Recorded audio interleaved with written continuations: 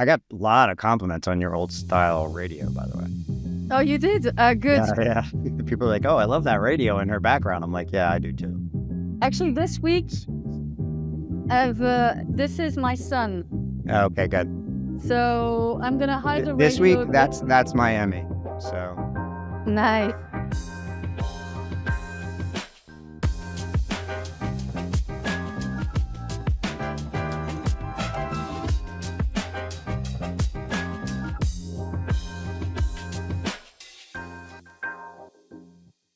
Bonjour. Welcome to the Media Odyssey. That is Marion Ranchet.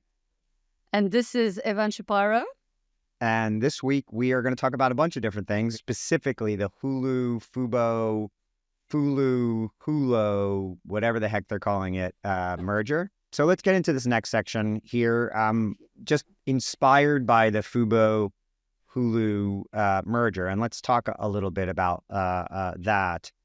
We decided that we're going to talk about, other M&A that's going to happen this year, and what's the point of it? What's the upside of that? What's the downside of that?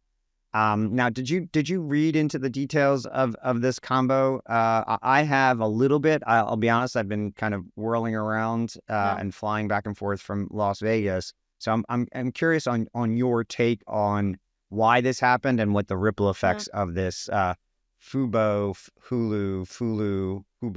combo will be.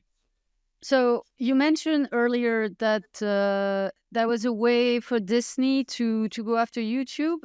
They could have done that years ago, right? They've had Hulu for so long, so I'm not sure that's truly what's behind. Having said that, in the meantime, YouTube has grown, tremendously, close to 8 million, you were saying, and I think Hulu has been, stagnant around 4.6. Yeah, for a while. So it does, add another 1.6 million from Fubo, but they are still seeing DirecTV and the likes, still, at the top. So my first instinct, and I think I actually commented on your post, was what a nice way to stop that lawsuit. That was clearly part of the motivation. Yeah, so I'm sure that's not the only reason. But what's interesting about this is not so much them making the decision, but actually, if you look back, the fact that they decided to do that means that actually Fubo potentially had, grounds to win this thing, right? Well, and interesting, I think DirecTV is continuing with their suit now, but they're moving it over. So I agree with you. I think that part of the motivation was to stop the lawsuit, but it was very clear now on the other side of this that a lot of the dust has settled, that Disney was basically in part doing this because Warner Brothers Discovery, or as I like to call them, Disco Brothers, fucked up the handling and negotiations around the NBA and lost the NBA. So now you had a sports package in Venue that had no basketball in it, basically. Well, they had the ESPN basketball, but lost a lot of the basketball that WBD was bringing to the table. And so you now have this $45 a month subscription that lost a decent amount of its value. And what's interesting is at CES, I talked to a couple of the other partners in Venue, and I said, I think this is going to be the death of Venue. And they said, no, Venue will still go ahead. And I'm like, I don't know. And then today we found out that part of Disney's plan was to get out of Venue and use Fubo basically as its sports packaging inside live TV. And I think it's a brilliant move by Disney, which is not a phrase that I utter all that often. But, it really leaves the other partners hanging. But how about ESPN, right? So Venue to me made little sense when I had Disney, saying that they would roll out, ESPN as a purely OTT product, standalone, etc. Which they're doing, They're doing that didn't track, right? So I think they're putting their ducks in a row, and I would think that the content from Fox and Warner will somehow, still fold somewhere. Well, that's the thing is like all the Fox Sports, all the whatever WBD, Disco Brothers, Warner Brothers Discovery has left in sports, that'll all be in Fubo, right? you'll Yeah. still get the Final Four in Fubo. You still get the NFL and college football from Fox on Fubo. So Disney basically eliminated the need for venue by creating this Yeah. fulsome vMVPD with sports heavy packaging in it. And then you'll have the add-on of ESPN Plus streaming and these other sports. So, I think Bob Iger, who had some, weak moments in the last couple of years, is really taking this last year as CEO and proving himself as the consummate deal Yeah. maker and mover and shaker in Hollywood. Hopefully he'll learn how to drop the mic and get the fuck out this time Yeah. instead of operating behind the scenes of his chosen successor Yeah. and cutting them off at the knees. But I guess we'll see. So let's take this and move this. Oh, one last thing actually on that. Fubo's, have you ever used Fubo? You probably haven't. So no, because it's a US only US only, product. yeah. But so one thing that I wanted to add, and I actually posted about it earlier today, was the international angle to this deal. I don't think this was done for this, but 3 years ago, Fubo acquired a virtual MVPD called Molotov, a In French France, company, yeah. which has 4 million MAUs, less than 500,000 of paid subs. It's the only virtual MVPD on the French market that is dominated by 4 telcos, right? Orange, Free, Bouygues, and SFR. What happened was that in December, actually, Disney lost a distribution deal with Canal Plus, and they had a big multifaceted deal with Canal Plus. Canal Plus has, close to 10 million pay TV subs, so it's a major partner on the French market. It's not a virtual, it's an MVPD. And so it means that Canal Plus no longer has Disney Plus, but the same goes for Disney Plus. Disney used to sell the first pay TV window movies to Canal Plus. Those movies are going to be nowhere to be seen. And then they had some linear channels that were exclusive to Canal. And so actually a few of them have been taken to other pay TV platform in France. So they managed to save the couple. But I've been thinking about whether, Molotov could be that mini playground where, No, Disney could I actually think that's build a really French smart. Hulu. I don't know, So but Disney uses Molotov through Fubo to kind of create leverage in the marketplace against the French carriers like yeah, even Canal if it's small, it means that they have their own Well, but playground. they can threaten. They can say, "Well, we'll just take our content Yeah, and take it and over they're there." going to And be with Disney the others as well. And I'll be on. Well, it's not a prediction necessarily for 2025, although, but Disney and Canal Plus are going to patch things up. This happened actually a year and a half ago between Warner and Canal. They spent a year apart, but then Warner had to launch HBO Max, and they needed Canal, and they managed to patch things up. So yeah, so yes, I think at the end of the day, at Venue was basically a pawn, a negotiating pawn in this larger game, and it feels like Molotov may wind up playing the same role there. who Let's take knows? a quick side note here because I dropped my new map a couple days ago or just Okay. before CES, and I had to separate Canal Plus from Vivendi. Yeah. And can you explain what happened there? So Canal Plus got spun off as its own public Yeah. company outside of Vivendi, and now Vivendi is much smaller as a consequence of that. Why did that happen? And this is kind of like a reverse M&A, like it's an Yeah. RNA removal. Absolutely. Yeah. So actually, Vivendi has so much, right? They have Ubisoft, so gaming. They had Dailymotion, which is a French YouTube, Universal Music. There's a publishing business. There's Canal Plus. There's Havas, which is advertising. There's so much under this thing.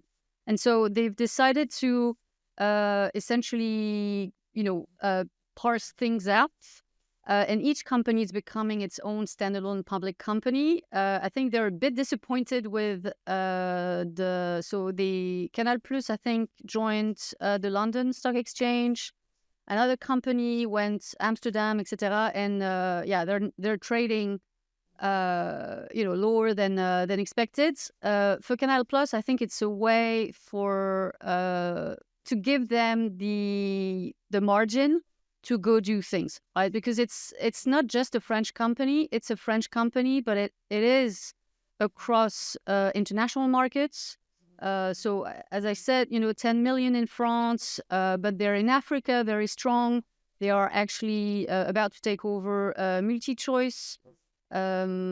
They have a stake in Viaplay, around 29% in the Nordics. They bought M7 a few years ago, so they actually have business in the Netherlands, Central Eastern Europe. They've invested in View, another, not Venue, View, which is an Asian service. So I think they have, more space to go do, whatever they need to do to become a global pay TV player. It also seems to be there seems to be this movement to decomplicate these companies so that the markets know how to treat them a little bit more. So in a way, And it's similar to what the guys want to do on your side of the ocean with splitting the cable business. yeah. We're ahead of you guys, on this For side the of the first ocean. time. Yeah. Yeah, for once. Give it to us. No. I was fascinated by it because I knew it was happening, but then I went to Vivendi's market capitalization and it was half of what it was. I'm like, what happened? Oh, right. Oh, they spat out the most valuable parts of that company. All right, so let's talk about what this means to the rest of M&A and frankly, what these mergers, acquisitions, and repositionings really do to the marketplace. There's this interesting stat that I often quote from the Harvard Business Review, which is that 75% of major mergers and acquisitions of these type fail. Whoa, and that's a big number. It is. And I think most of the reason for that is cultural. The idea that when you combine very different companies, even if they kind of do the same business, the cultures are very different. And I think, the Warner Brothers Discovery, Disco Brothers combo, I think has demonstrated that very well, that it still hasn't necessarily melded together the way that they had wanted to. But let's look at Skydance and Paramount as a really good example. That merger should consummate very soon. We'll see. There's still people fighting it, oddly. But there's this huge piece in Forbes last week written about the turmoil internally at Paramount in the lead up to this merger. And I'm just curious as to whether or not does this merger work? B, where are the big pain points from merging Skydance and Paramount? And frankly, at the end of the day, is there an actual point to it, or is it just Sherry Redstone getting out of her own mess? So I'm really curious as to what you think about that, from your distance over there. So I think another reason why mergers sometimes fail, and I think AT&T Warner was another good example of one that didn't work, was sometimes it's a stretch because it's folks thinking that, some sort of vertical integration is gonna work, and in the end, the businesses, the mindsets are, to your point, too different. Paramount, Skydance, I mean, on the content side, I see value in that, and I think it's great for the creative, community to still have this outlet versus having, Paramount merged with, a Warner or a Sony. So I think this one I see going through quite nicely. I wonder about Pluto, Paramount Plus, all that business that feels like, further away for Skydance and Ellison. But, I could be wrong. Well, I think the one thing that that Ellison brings to the table is his dad And the money. and Oracle in particular, and a tech point of view that Paramount really has not had. So if you look at Paramount's tech stack, it's not good. It's not a great tech stack. And the various platforms don't really integrate as well as they potentially should have. And by the way, they're not alone. Most of big media, Disney bought ML BAMTech a couple of years ago and just fucked it up. I mean, it just doesn't even really exist anymore. And one of the reasons I think Fubo makes a lot of sense for Hulu is their interface is substantially better, even though they have far fewer resources than Hulu Live's interface is. So I do think, there's a good tech point of view that Baby Ellison brings to the table. that no one internally at Paramount has really had. Which brings me to the other big merger that is happening or was announced just around the end of the year, which is this IPG OMG merger. And look, I think, fewer holdcos swimming around the world is probably best for everyone. I don't know that we need these massive holdco complicated things. So now there's going to be one less of them, but you have all these sub brands, sub agencies inside both of these ecosystems. What the heck I don't know how well you swim in the advertising agency world, but what do you think is going to happen when these two massive holdcos come together? What won't work there? What will work there? What is the net result of this company?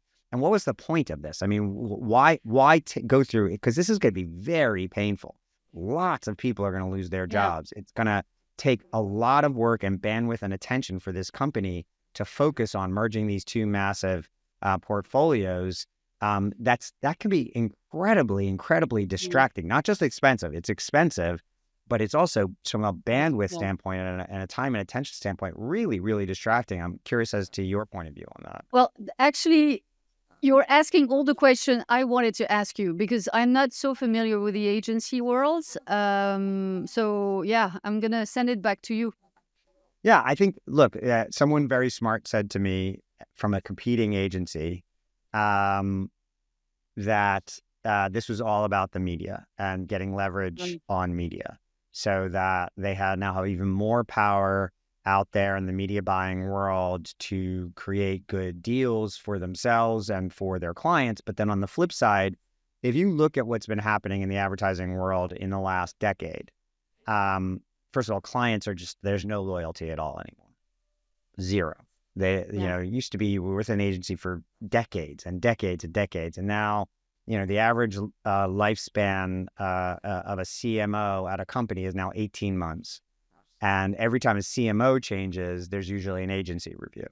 And so, agency review after agency review after agency review. And I think part of the motivation here for OMG in particular was to create such leverage in the marketplace where they could create deals and prices and pressure on the sell side to create opportunity for their clients that was exclusive to OMG just because of the scale that they bring to the table.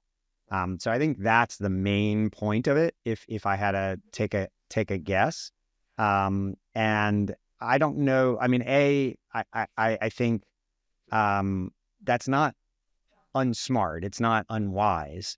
But in an era where Google and Meta and Amazon control so much of the ad inventory out there, and these walled gardens are so powerful, I don't know that an agency could possibly ever get big enough to create the leverage that's necessary. And so it does feel like a lot of Sturm and Drang, that I don't know that it's going to ultimately pay off.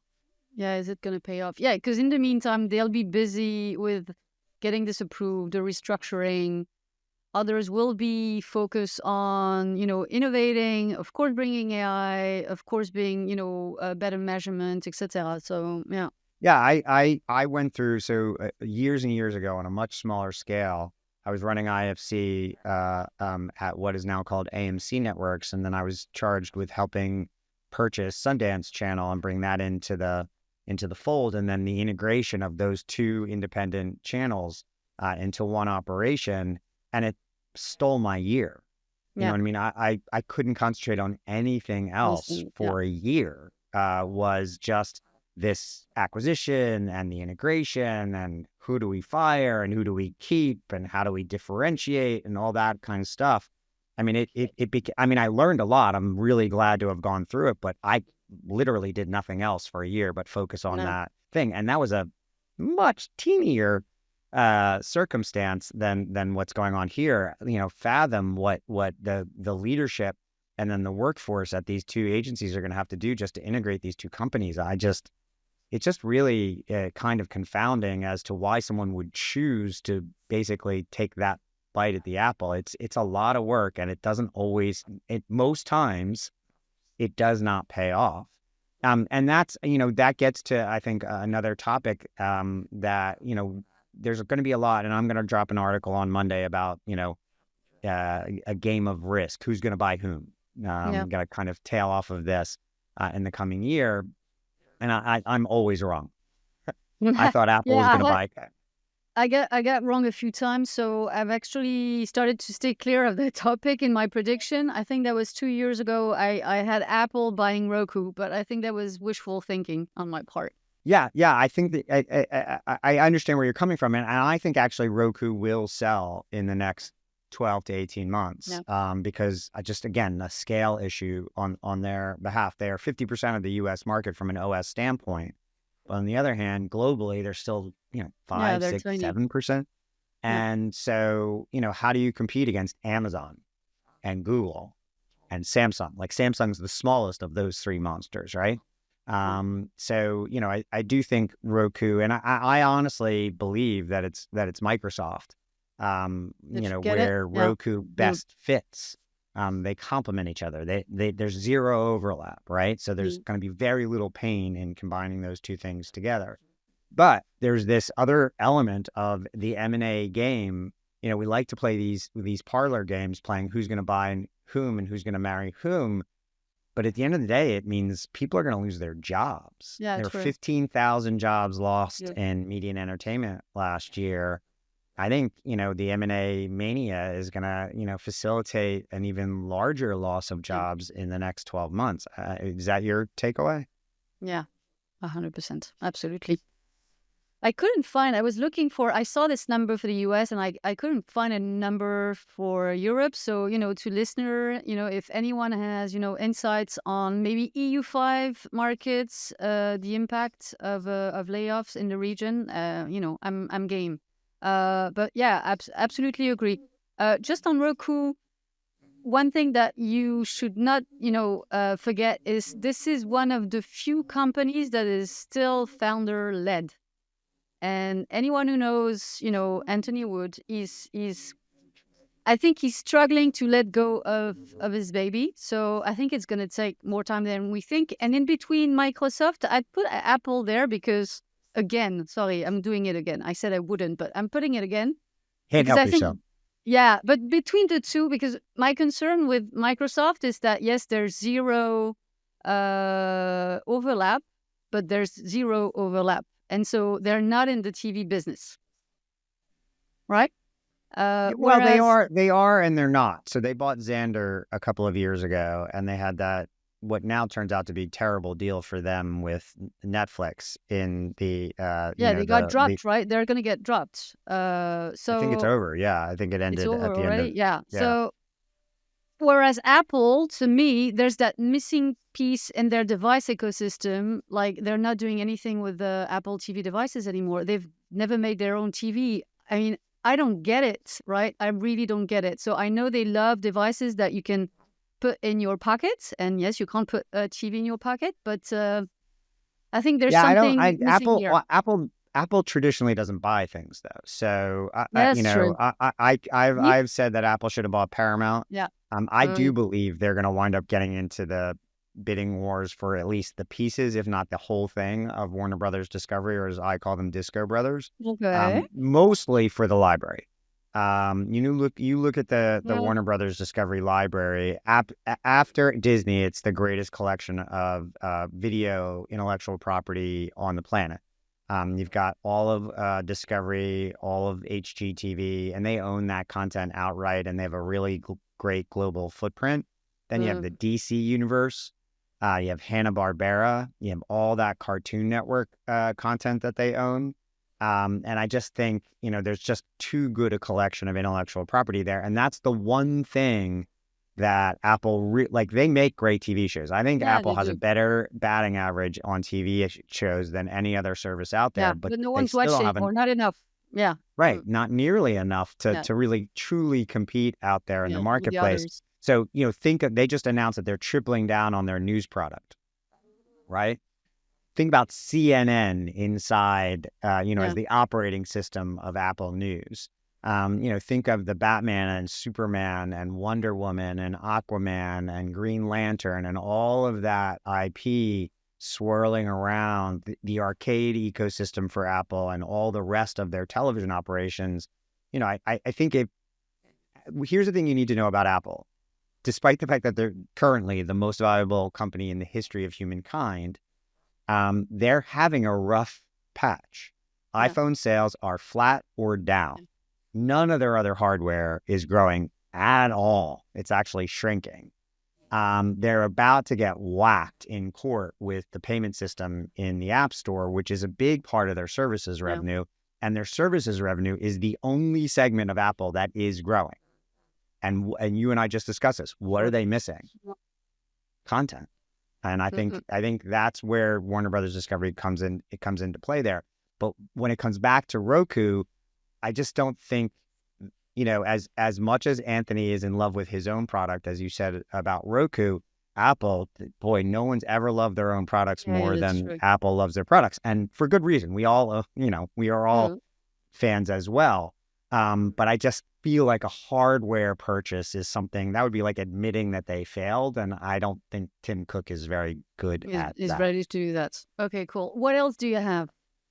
I really do think that we're going to see some movement in the gaming industry in particular now that Activision, and that's the other thing, is Microsoft does buy stuff, right? So they just swallowed for $69 billion, I think, Activision, and they're done with that kind of movement there. Now I do feel like they're going to concentrate on the living room. That's why I do feel like they're going to make a play at TV in particular. Roku is really the only one that makes sense because you can't buy a Samsung, you can't buy an LG. These are family-run businesses, and it's just very doubtful that those would be approved either. Whereas Roku is, exclusively American business. Yeah. But I think in gaming, that's where, in reaction to the Activision acquisition, I think EA and Take-Two, a merger of those two companies. Puts them on a scale that, really does level them up to the next rung. Right now, they're just babies in comparison to the Sony, Microsoft, Nintendo, Tencent oligarchy in gaming. And I think, EA and Take-Two, they've had okay years, but not really that great. Not great enough to give investors hope that they're going to continue to grow endlessly. Combining those two together gives you a much bigger powerhouse in console, live streaming gaming, and mobile gaming that I think both of those companies really, really need. So I would look towards gaming for some M&A. I think Sony, who's nearing their all-time high valuation, I do think that they might be a buyer this year. I think Nintendo, who has this pendulum swing based on when the Switch comes out. Yeah. So, they've had good years, they've had bad years, they've had good years, and it really does cycle up and down. I think they may be a buyer in the coming year, and there's some really good properties out there to go get. And I think they're kind of, in the bargain bin right now because gaming, like the rest of media, has not had a tremendous 23, 24. So that would be my bet, is that I think there's going to be some real movement in the M&A in gaming in particular. I have two on broadcasting, linear TV, this whole thing. Remember that? So there's chatters around, some interested companies like TF1 into ITV. Buying ITV. ITV, there's ITV studio splitting. So I don't know. Some people say that this was out as a way to test the field, and there's nothing concrete about it. But so they're just like floating trial balloons out there in the marketplace talking about it. Someone mentioned that, but is it a way of being like trying to find the response? What's the response of the market, etc. So I don't know whether that would happen. I think TF1 is that could be one, because I'm seeing TF1, and as a French company, they've launched in Belgium. They are going after other French-speaking markets. But if I were them, I'd be I need to expand my playground because everyone I'm competing against has a global footprint. So that would make sense to see a French company going after assets in other European, territories. Well, and Um, as you said, France media has had a really good, in yeah, it's our had a wrap really up. good year. Yeah, Yeah. exactly. So that's one that I have on my list. You have MFE, which is Media for Europe. So Yep. that belongs to That's an Italian, well, in the background, Italian. It has assets in Spain as well, and it's growing its share of ProSieben, which is the German commercial broadcaster. So, is there a moment where they completely take over? They've actually sent some signals saying that the ProSieben needs to speed up on going back to growth, et cetera, et cetera. So there's some pressure.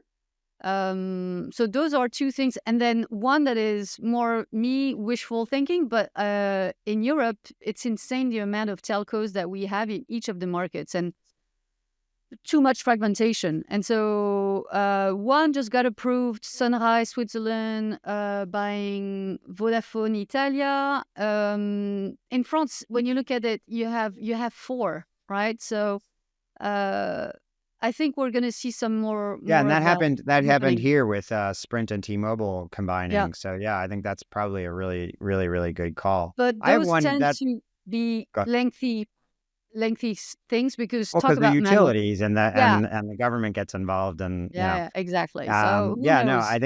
I think that's a really good call. I think that's really smart. There's two, you fragment that. It's a good market. It's a good business to be in, being a Yeah, utility. It's not huge growth, but it is very steady income. But if you fragment the market too much, it's not really. It winds up actually not being in the best interest of the yeah. consumer. Interestingly enough, but I have one that I wrote about in my top 10 list for Okay. predictions for the year. I don't think we got into it in the pod prediction episode, but one that I really want your read on, which is I think there's going to be a merging, and this is not a corporate merger, but a merging of the public broadcasters in the UK.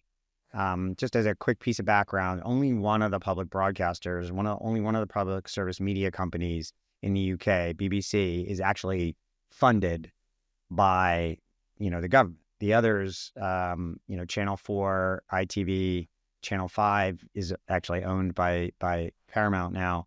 But they have to go out and sell advertising and generate revenue out on their own.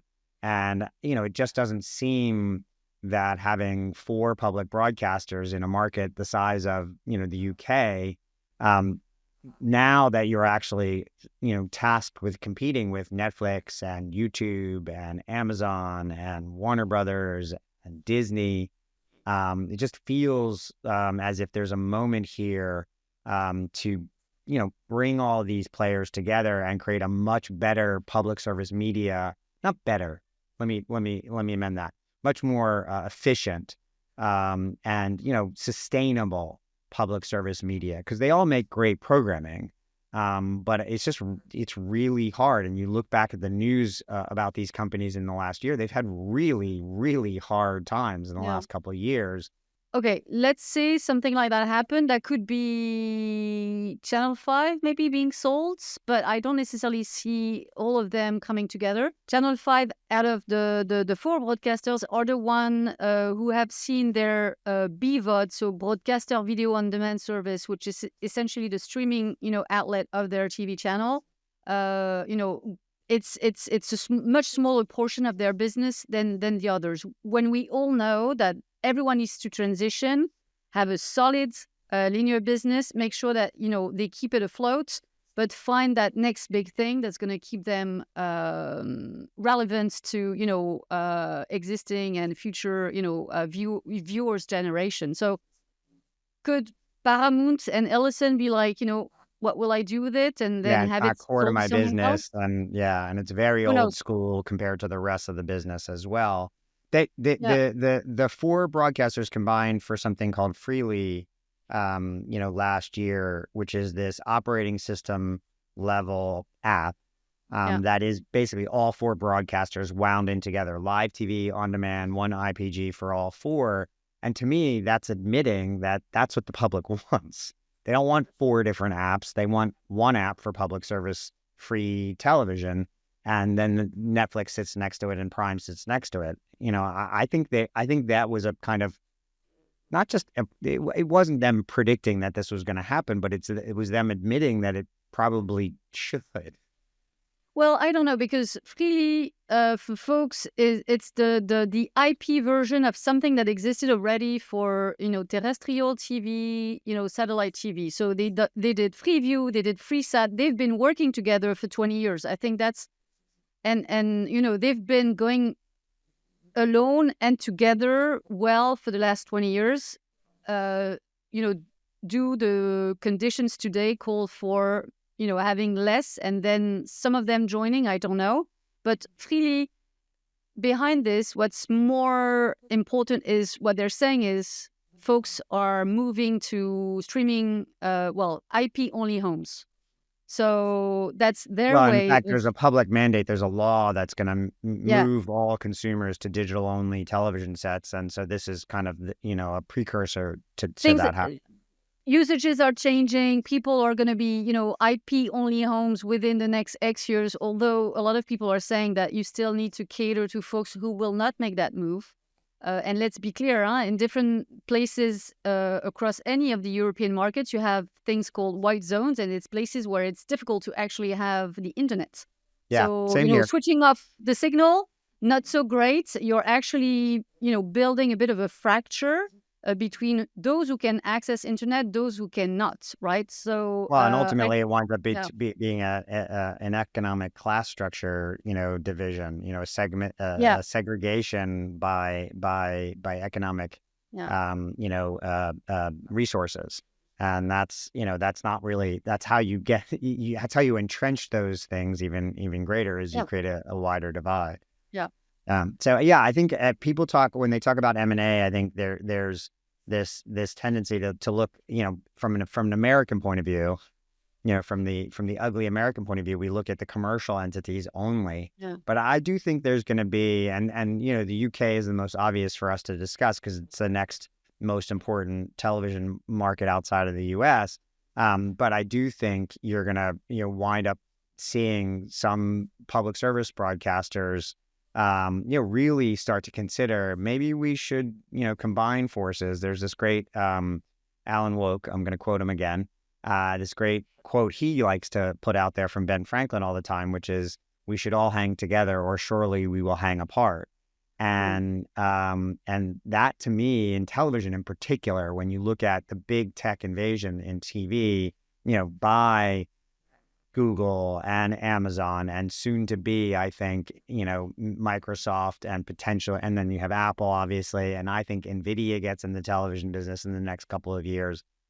How does a public service broadcaster, combat that? And to me, it's allyship, it's merging, it's combining of resources and elimination of duplication of overhead. But I think we've seen more of that, right, these past few months. Exactly. And that's one of the prediction we spoke about in the previous pod about, partnership. So I don't know about the M&A because, again, a lot of public, a lot of regulation. I'm not so sure. Right. Even in France, merging all of the public companies in different ecosystem, meaning radio, TV, etc. It's been a bit of a. So I don't know about that, but 100% on partnerships, and we've seen a lot of that.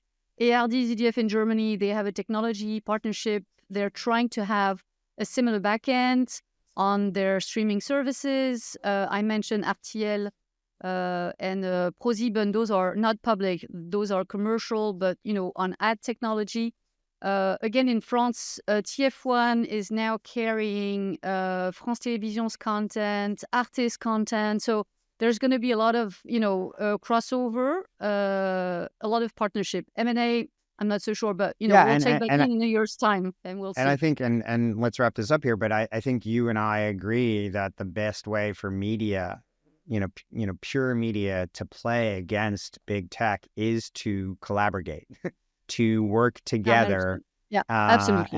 And because otherwise, there's what big tech looks at and laughs when they look at big media is our inability to work together to create a bulwark against, big tech's power on all media. Anyway, this has been a great episode. This is proving like this is as much, I think, us getting together and comparing notes as it is a podcast for other people. Yeah, So whether absolutely. or not people, I've spent the whole week thinking, because I have a few cool things happening every week, but like this new, meetup where we chat and then we share with folks. I love it. I yeah, love I'm it. having a It great doesn't feel time. like work, right? It does not That's feel like awesome. work. It Yeah, that's is a great. lot of fun, and we just blew through by the time in next to no time. So this is great. Yep. Thanks for listening out there. I am Evan Shapiro. That is Marion Ranchet. Marianne, your newsletter is Streaming Made Easy, and I actually have some news about that. I'm taking it premium, right? So it's been 2 years where, it's been free for all. I've been I'm urging you switching to things do up. this. Yeah, absolutely. But it's tough. It's tough. But so I've just launched last week. And for, listeners of the pod, we'll put in the show notes a little discount code. And if you want to grab a year with a discount, come over. There's going to be more content, different formats, something for everyone. So hope you join. Well, mazel tov. I'm really Nice. happy for you. Thanks. Thank you. And my newsletter is Media War and Peace. You can subscribe to it wherever you get your newsletters. This has been great. It's been great to see you, Marianne. We will see you next time on the Media Odyssey.